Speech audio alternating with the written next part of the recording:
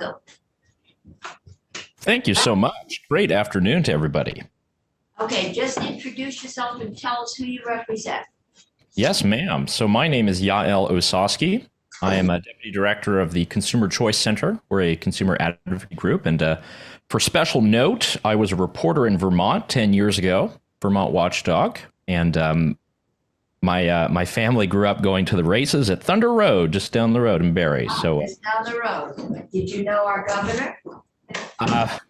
Did I know him? We had some interactions, well, positive or not, but we had a good time.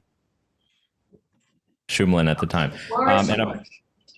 So I'm here. I would love to respond to some of the things that were mentioned before, because I do have some of the studies and numbers. Essentially, our position is that this bill is terrible, bad for especially adult vapors. So Senator Cummings, a lot of the points that you had mentioned before.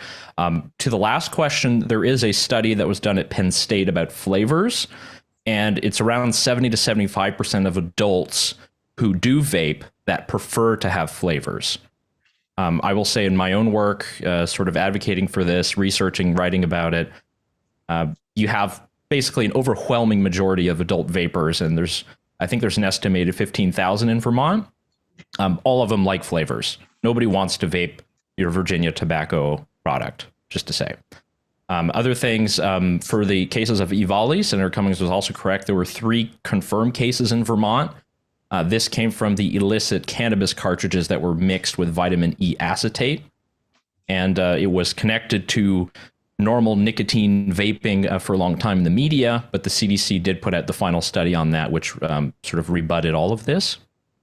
That same study in Penn State that talks about the flavors did say that 50% of people who currently vape, adult vapors, if their flavored products were banned, 50% of them would find other ways to acquire those products. And as we've seen in Massachusetts, as we've seen in other areas, they will actually go out of state or find other methods, such as parking lots, cars, online forums, to find those products. So that I just had to respond to that part. There's around 15,000 vapors in Vermont. Looking at the numbers, about 100,000 smokers that are in Vermont as well. Our position as an organization is we want to be sure that we have these off ramps to people who would like to quit, people who would like to switch away. It is something that is happening in basically every country where these products are legal. And in these institutions and places where a lot of people are switching, these flavors are vital and important to that. So I know from Consumer Choice, can you tell us, you say we, who is Consumer Choice, or what do you do? Yes, ma'am. Well, we started this organization about 6 years ago. So my own background was a journalist, and we started with a couple of activists. We were all from sort of different industries. Some of us were journalists and writers. Some of us came from research, and we wanted to start an organization to advocate for innovation, particularly tech innovation, and also for science-based policies. So 2017 we started. So it's myself, and I have about 18 colleagues who do basically exactly what I do in many states of the union and also abroad. Okay. Senator Robinson. Thanks. I have a couple questions. Yes, ma'am. And it just sounds like you have a lot of data on preferences for adult vapors. So I'm asking these questions. You may not have the information, but do you know the preference for flavored vapes for youth vapors? Any of the studies that we've seen on youth vapors, that's always with survey data. That's mostly done through the National Youth Tobacco Survey. There have been many problems with the methodology in there. It is true that, particularly with the younger demographic, they're drawn to those, just like they're drawn to any risky behavior. But again, I think that is a incorrect framing of it, because many of these circumstances where youth are getting it, as has been raised earlier, are getting it illegally. Either they're playing Hey Mister, going to the store and asking, or getting it from a family member. And we have seen increasing online sales, and that is actually rising in places like California and Massachusetts that have banned flavored products at the store. And I think our biggest fear is just the number of adults, because we've seen the smoking rates basically plummet. Still very high in Vermont at 16%, but we've seen in other places like the United Kingdom and New Zealand where actually vaping products are part of the health system, and they're available in pharmacies and they're available at hospitals, they've actually had those numbers down to 4 or 5%, very, very low. So I would just state for that. There's the National Tobacco Use Survey that I can also send. They don't have as big of an explanation about which flavors that youth like, but I think we can all kind of assume. So that just leads to my second question, which is, from what you said, it made it sound like vaping for adults was used to step down from cigarette tobacco use, but do you have data to show how many people went from vaping to no longer consuming tobacco products at all, or stayed with vaping for the foreseeable future? Because we're learning more and more about how unhealthy that is in other ways for people. So it's not like a health option, and I don't know what the UK is doing, but I'm just trying to better understand your data. Sure. Essentially, when it comes to, well, we're playing with definitions. According to the FDA, they do consider nicotine vaping products which contain no tobacco as a tobacco product, which is something that I've taken specific umbrage to and have written and testified to that fact at their institution as well. But I would say if we look at the studies of nicotine that is consumed alone, not with combustible tobacco, and there's been actually relatively few research pieces done on this. There's a lot of great toxicological reports from Austria and Germany. Bernd Meyer is one of the sort of more advanced toxicologists. When they look at nicotine that is consumed on its own, we know it's not good for a young developing brain, but for adults who are at maturity, the only short-term sort of effect is a constriction of blood vessels. So that's sort of the sensation that people get, when they have their first vaping product or a tobacco product. But essentially having that now available in a non-combustible form means you remove all of the byproducts, you remove all of the tar, you remove all of the inhalation of just the terrible byproducts. That actually saves lives. And I think I know that there are various data points that I can send to the committee afterwards. But just to say that it is something that is very important. I know that it is framed very differently for various committees.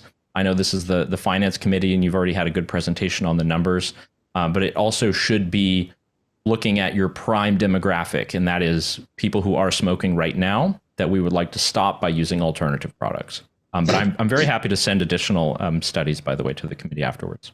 Okay. Okay. One of the prime reasons I've heard from this is that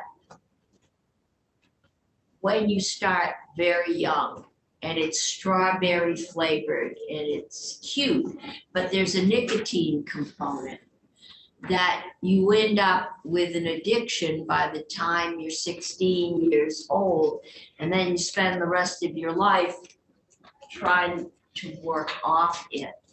And I think the idea is, if you're going to develop, I suppose you can argue, if I'm an adult and I want to develop an addiction or risk one, I can smoke, I can drink, I can do what I want. But if you develop that addiction at 14, 16 years of age, it's a lot harder and you're a whole different developmental phase. And so I guess we're trying to figure out, you can't buy it legally. You can't buy anything legally in Vermont, in the tobacco vaping area, if you're under 21. So but I think there is some realization that there are adults and they want to do unhealthy things. We do sell strawberry flavored vodka. And Boone's Farm, that I'm not even sure what flavor it is, but it's alcohol. And I guess it's how do you split this baby? If just making it illegal to buy isn't working. I think it's an excellent question, and I think it's this kind of trade-off to look at. And I will say, in terms of federal legislation, it was actually the Trump administration that outlawed all flavors in pod devices. These are your Juuls and Fuses and the rest. So you can only have menthol and tobacco flavored in the pod devices. So any others that you have seen that are the exchangeable pods that are any other flavors, those are technically illegal right now under federal law. So I will say that that's just one part of the federal FDA carryover. But it is true that you have this question of what do you do with products? I mean, Aristotle and Plato have written about moderation and education for these kind of things, or many, many years ago. And I think it's something that we've definitely tried to do in terms of education of a lot of these products. But if we don't even have these products available on the market, meaning non-combustible nicotine products, then there is no alternative. And I will note that Vermont does have one of the highest taxes in the entire nation on vaping devices, 92%, higher than many, many other states. And that actually has meant that many people cannot afford these products. And usually people who are smokers and would like to quit usually are people of modest means and can't necessarily afford vaping products. They're a bit more expensive. I just wanted to note that for the record. But again, we do have a lot of data from the United Kingdom, from New Zealand, and also from Canada, where they actually have been able to track the number of people who are quitting, who are adults. There's always going to be an issue with risky behavior in youth, but I think that's sort of the role of our educational systems, of being good parents, of all of the different initiatives that many different states also have programs set up from the tax revenue in order to educate. I think that's something that is vital. And also, there's a lot of vendors that will sell to children, and that is not being policed enough. We have seen that a lot in many southern states where we have a lot of different products that are sold through various tobacco convenience stores where they are breaking the law. I've heard that complaint here, and I don't think most of the people around this room are going to complain. Vermont tends to be rigorous in enforcement. We're not very rigorous in our $25 civil fine for children caught with tobacco. But we are when it comes down to selling to minors. So, yeah, I don't think you'll see there are probably a few, but I think in general, you're not going to see a lot of that. Wonderful. Yeah, and the other thing I noted, I was in Vermont 10 years ago as a reporter, and back then, with Governor Shumlin was talking about cannabis and the reasons to legalize cannabis, or at least to decriminalize, and a lot of the arguments, harm reduction, being sure we don't put this to the illicit market. It's many of the same arguments. I shouldn't have to repeat myself here, but I just wanted to reiterate that again because I full circle to come back and present before you today.